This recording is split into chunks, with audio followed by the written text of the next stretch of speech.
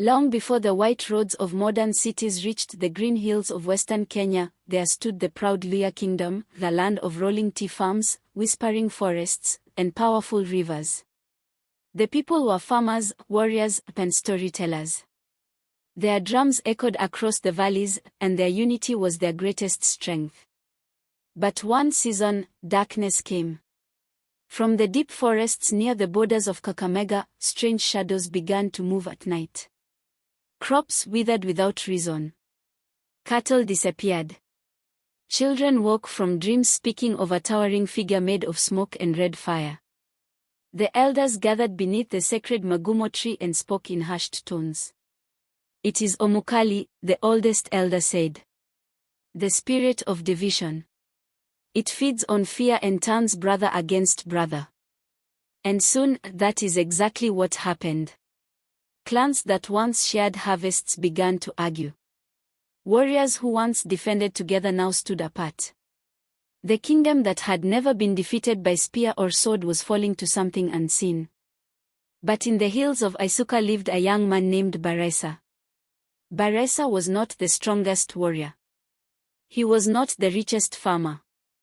But he had something rare, a heart that listened. He listened to the wind through the sugarcane. He listened to the river as it rushed over stones. And most of all, he listened to the people. When Baresa heard the elders' warning, he did not pick up a spear fast.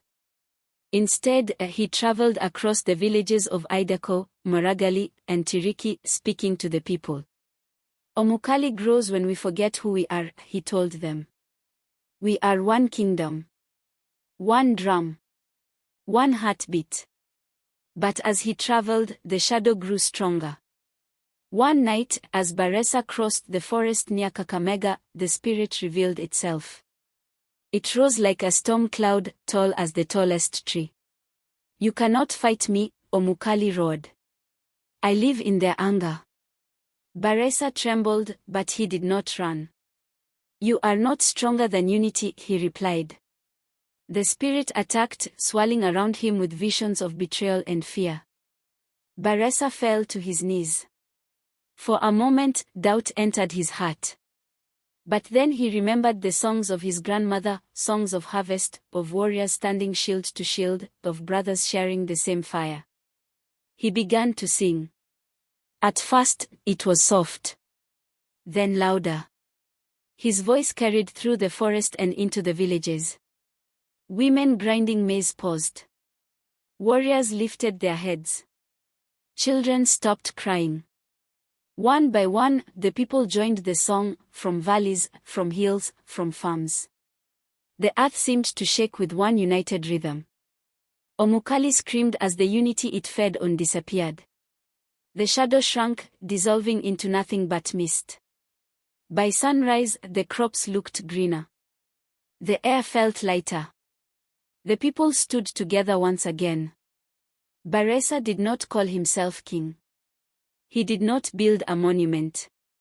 Instead, the elders gave him a new name. Omuzela Wiluya, the shield of the Luhya.